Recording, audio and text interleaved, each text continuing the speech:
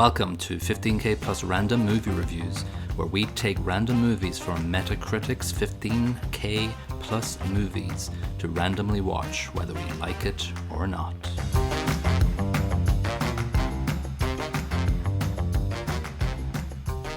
Hello and welcome to episode 1 of 50K Plus Random Movie Reviews. Our first movie picked out of the magic hat was number 50 at the time of picking, and it was Summer of Soul, brackets, or When the Revolution Could Not Be Televised.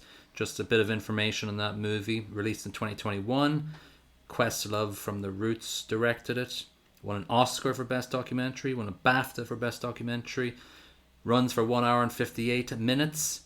8 out of 10 on IMDb. 96 score on Meta. We didn't really want probably a documentary to start off on, but no, we did not. It works. It was harder to think about how to review it because we have 4 categories for reviewing fictional movies, so we've had to switch it about a bit. So we're going to go for topic, people, sound and production, as opposed to plot, acting, sound and production. So let's start off with the topic. Let's set the scene. 1969, Summer of Soul. It is the summer. Woodstock happened. A lot of stuff happens in 1969, but it's basically this happened. It wasn't just one night. It basically just happened over many weekends. 6 weekends, I believe. 6 weekends. So on the run up to it, you've had protests in New York. You've had unrest. You've had Vietnam happening. Don't forget the many assassination of a black-friendly politician. Slash activists. Yeah, 68 Martin Luther King, 68 also Robert Kennedy.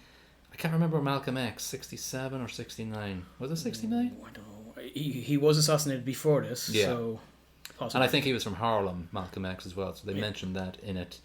So the topic was basically the fact that this festival was happening around the time of Woodstock and a lot of civil unrest and a lot of sort of American boiling points. So what do you think of the actual concept of this whole documentary and the actual, reality of it happening in that time?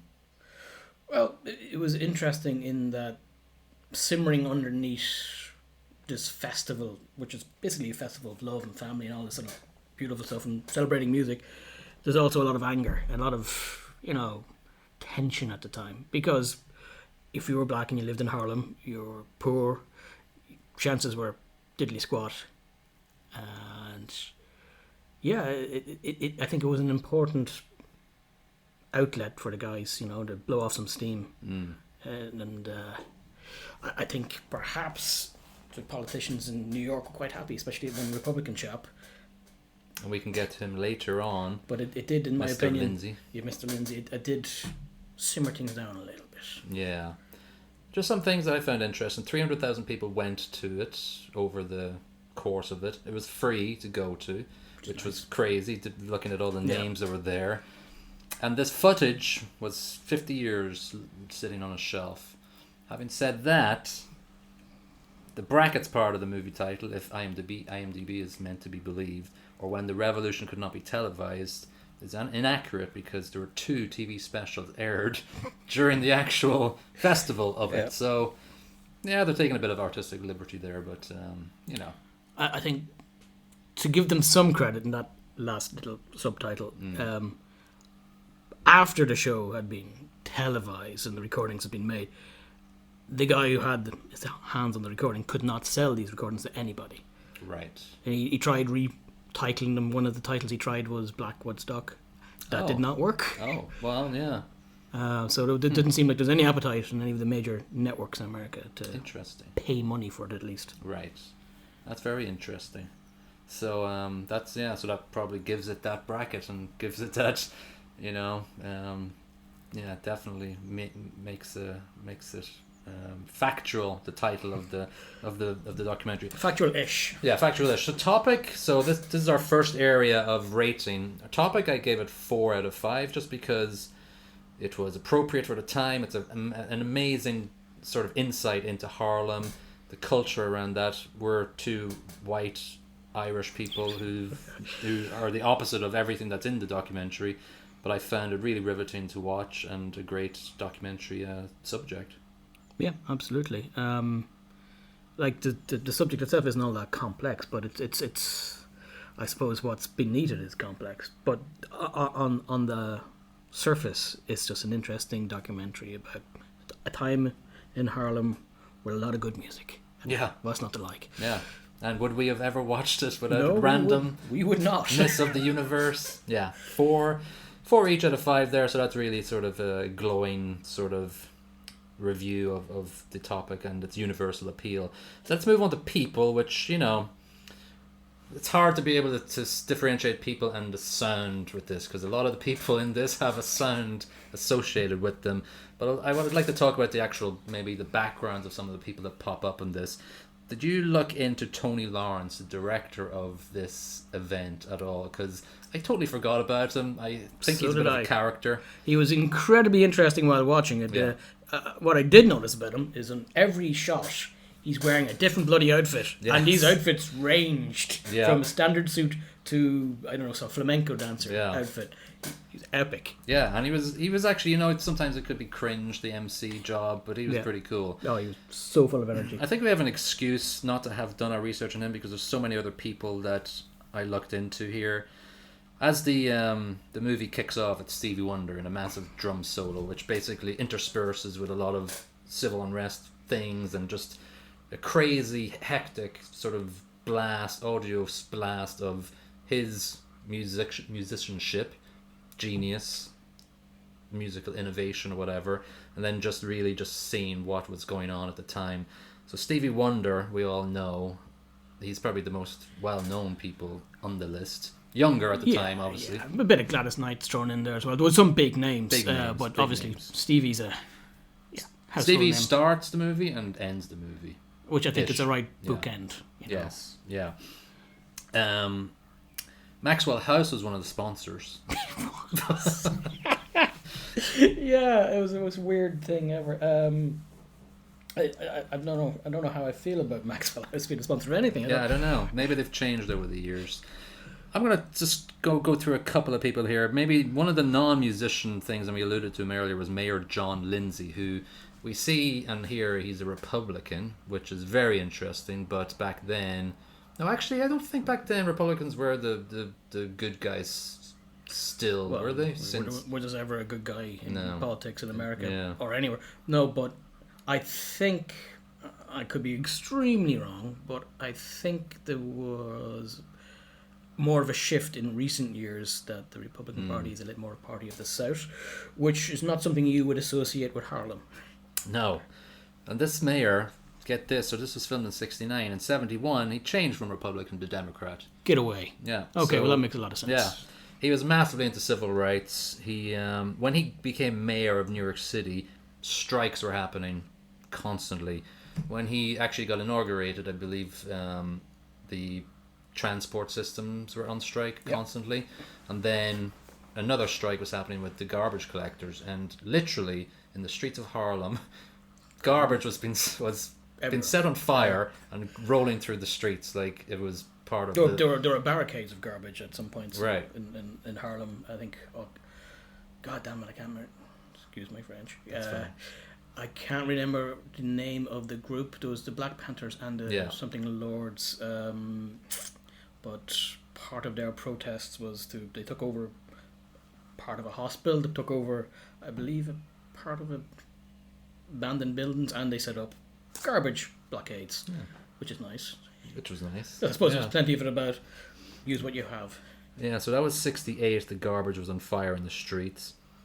So in 1968 as well, John Lindsay, after Martin Luther King was assassinated, he went to Harlem and walked the streets and talked to the locals. And that's why during the movie you see him get up on stage and he's not roundly booed off it as a very staunch white guy in a suit. Everybody's happy to see him there because, quite frankly, he stood up for the people of Harlem, where a lot of people would be petrified as a white bloke, a white politician standing on stage, where a lot of angry black men are, looking at this white chap You know, Yeah. if he wasn't the guy he was, he might have been in a bit of trouble. A little bit. And our friend Tony Lawrence liked him too. He was like, loved "Oh, him, stay yeah. on and do a song on stage."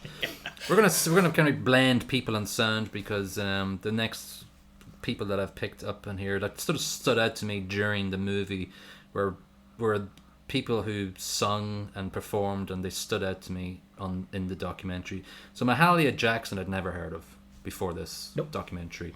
She died 3 years after this. She sold 22 million records.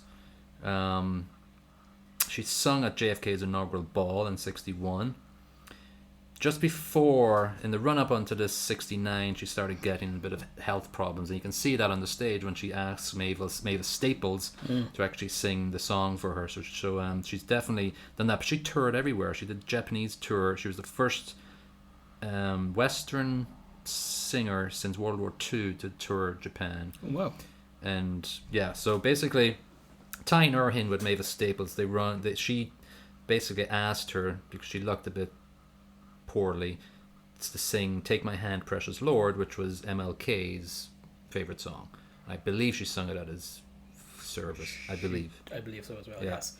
So Mavis Staples is also another blaster of the vocal pipes as well. Oh, She was stunking. amazing. Yeah, absolutely brilliant. And especially when she was assisting the other lady, whose voice was faltering a little bit. She was just, Yeah. the pipes in that lady are Pipes. exceptional. Yeah, and Mahalia Jackson came on near the end of that song, and I just like, and she's known for this. She repeats the same phrase and just gets stronger and more powerful with the actual loudness of it, basically, or the deliverance of the words. Mavis Staples is still alive. You'll be Get glad out to of know. town. She sings with a lot of contemporary bands, Arcade Fire, Run the Jewels, who I saw last summer in Cleveland, in Pulling the Pin Song, and she also sang the vocals for the title song of National Lampoon's Christmas Vacation. There you go. So she's still around, and she still gets involved. And Still gigging. Still gigging, and Bob Dylan proposed to her, and she said, "Get lost, get lost, Bob." Was this recently? Don't know actually. I don't know when that happens. One more person that stood out to me during it as well was Nina Simone. Oh. I only knew her from My Baby Just Cares for Me from the 80s. So her coming up with Backlash Blues and Mississippi Goddamn songs were just new to me, and they were powerful. Powerful and angry. Then she sung. poignant. She did a written poem Yeah. about lynching white people, and there's two cops just standing there at the stage. Looking a bit sheepish. Yeah. But she had a crazy life too. She went to Barbados because they were after for taxes. She had an affair with the Prime Minister in Barbados. Get away. She then went to Liberia and Switzerland and Paris. Bit of an alcoholic, just a little bit, as you do. My Baby Just Cares for Me kept her going through the 80s and 90s, and I started listening to her on Spotify this week because of this. Yeah, she's Her career would not have been the same had not she been black, because she was refused access to Juilliard. Oh, really? Yeah. And because of that, she had to play piano in jazz clubs. And part of the job she got, she wasn't getting paid all that much, but they didn't have a vocalist. So she also had to sing, and that was not something she was tried before. Oh. And that's how her career kicked off, according to my wife anyway. Oh, well done, wife. Get her on the podcast. I think the last sort of musical section that stood out to me is Sly and Family Stone. Everyday People, didn't know it was them that sung that song, but you could see from their performance they're innovative. But what I would say about that is the version that you and I know is by Arrested Development, I believe. Oh, really? And they sampled Sly and Family Stone. So I Am Everyday People, that piece, it's sampled. So it is him singing it, right? But it's Arrested Development, the rest of it. Okay, right. But you can tell, they're a mixture of funk, soul, pop, R&B, hip-hop. Very experimental. It's very experimental, white and black in the same group, which, it's interesting. Yes. And the interesting thing is they went on to play Woodstock later that year. Yeah. So they transversed the barrier of they black were Woodstock. televised. Yeah, they were televised, and they were revolting, in the positive sense of the word. Yeah. I think Sly became a little bit of a drunk near the end, and I looked briefly through their Wikipedia history, and Yeah, they all went all over the place. They were reunited a couple of times, and Yeah. yeah. Gladys Knight and the Pips came along just to talk about the song. That was really cool. I love the Pips. I'd never really seen the Pips in action, but they were sweating a storm up, and they're doing They the were amazing. pirouettes. They They were were. great. Oh, and one thing that kind of like you got the front man, who's a black woman, Yes. and the backing singers Yeah. are besuited men, Right, which is yeah. a kind of a juxtaposition of normal norms. You know, it's not True. normally Yeah. that way around. It's always the opposite. That was that's interesting. A lot of church gospel singing as well, which Yeah, I you could- know, we're not into that sort of stuff, but it was very interesting to see. And The vocals were fantastic and all of it, Fantastic. just And not the music I enjoyed. they did mention a little bit how that, you know, as a black American, going to church is where you first Oh, yeah. get into that passionate of singing and just getting into the Hyper community. important for that type of Yeah. music, like the basis for it, Yeah. the evolution of it. Yeah. So during it, actually, I can't remember the quote, but during one of the weekends, they landed on the moon, July 20th. Oh yeah, yeah. And they were interviewing the people in Harlem, and they were going, Don't give yeah, a there's the damn. moon. I see it up there in the Yeah. sky. How does this help me? Yeah, exactly. You need to pay people's How meal. are we dinners. getting fed? Yeah, exactly. Where's my job? Yeah. So people and sound there, we kind of transversed all of them there. The actual people that were involved in the documentary, I would give a 4. You have given a 4.5. Mm-hmm. I think it's all very, very close there. Sound brackets track 4.5. You know, we're not. I think we're going to find things. That If you dropped the gospel, I would have given you a 5. Okay, got it. Yeah, yeah. And you had BB King there, a lot of nice guitar licks and stuff. Yeah. Yeah. So I wonder what will make us give a stronger score here to movies that have a great soundtrack. But I think there's a lot of movies out there with great soundtracks. We're looking at number 50 out of Yeah. 15,000. Yeah. So that this is scored high across the board is Yeah. probably right. Yeah. And just in the last section of our review, production, I think it was very slick. Obviously, the fact that they've rejuvenated this footage from 50 years ago, it looks amazing. Yeah. And the sound is amazing. It just feels like you're there. It's not hollow. It's not dim. I liked sometimes when they did a couple of the map sequences showing Harlem's planning of the Harlem city and things like that. So I thought it was pretty slick. And how they intersperse the historical facts and the political realities of what was happening in Harlem at the time throughout, not making it boring, not making it preachy. Mm-hmm. Inside the music was very well done. Yeah. And I also liked that, and I can't remember which group it was. Maybe Fifth Dimension, Oh, yeah. Let the Sun Shine. And they did Aquarius as well. Yeah. They were watching the footage, I think, for the first time, and they were getting emotional. That was very cool as well. So they interspersed current day interviews with people looking at the. In that particular one as well, there was a guy who was he attended the show as a kid. Yes. And his first crush was your one that was watching the footage, which I found quite interesting. That was very interesting, yeah. So I think that was Fifth Dimension. That was Fifth Dimension, yeah. Yeah. They were very good, and as they said themselves, they were always being accused of not sounding black. They were being accused of sounding white. Yeah. Which was apparently something they recognised, the guys who were watching the footage, because when white folk looked at the cover of the album, they seen 4 black guys staring back, and they're like, "Whoa, Yeah. what's this?" Yeah, the Age of Aquarius is a bit. Doesn't sound that black. Although they But took they that from the musical Hair. Yes, Yes. that was a good story they told. And they super glued it onto one of their songs. Right. So Aquarius is the first part. Yeah. And Let the Sunshine is the second part. Right. Yeah. So I'm assuming they made some money out of it. Yeah. And not just give all the royalties back to Hair. Yeah, maybe. So production, we gave 4.5 out of 5 for each one. So great documentary overall. Stevie Wonder sort of wraps it up as well as a cultural importance phenomenon person. Yeah, he starts off stonking, like, yeah, and he was always. I thought it was a weird, it's a weird jokey thing he did with his stage manager near the end. Oh, Like having in an the argument or credits, something. after the credits. Yeah, because he was they're taking. Yeah, get your hands off my suit. Yeah. It was funny, but then it was like, wait, what's going on? Who is that guy? So that was interesting. But anyway, yeah, Stevie Wonder kind of is the bookends, as you said, to the documentary. So high scores all around for our first random review.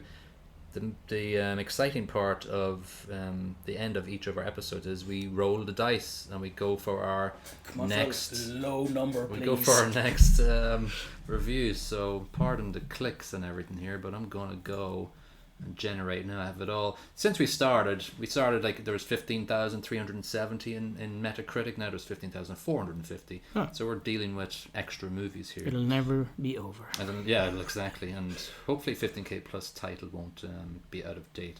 Anyway, so I'm going to generate here. Cross your fingers for something random. Obviously, it's going to be random. Come on, go. 5308. Oh, okay. Okay, so that's going to be average enough. That's going to be on page 53, I believe, of the website. Let's see. Okay. Oh, I think I know this. Hang on. It's like 5308. Oh, sorry, that was not it. 5308. A movie that got 68, has scored 68 on Metacritic. The name of the movie is Kisses. I've never heard of it. It was released in July 16, 2010. It sounds manly. It's a drama. It's set in Ireland. Oh, great. On the fringes of Dublin, two kids, Kylie and Dylan, live in a suburban housing estate devoid of life, colour and the prospect of escape. Kylie lives with 5 other siblings and her overworked mother. Next door, Dylan lives in the shadow of an alcoholic father and the memory of an elder brother who ran away from home. And all the rest of it gets even darker and bleaker. So it's something to look forward to. Okay. Nice depressing one for next week. Yeah, so that's Kisses 2010. It's got a Metascore of 68 and a user score of 7. Oh. So, we'll see you all then for episode 2 of 50k plus random movie reviews.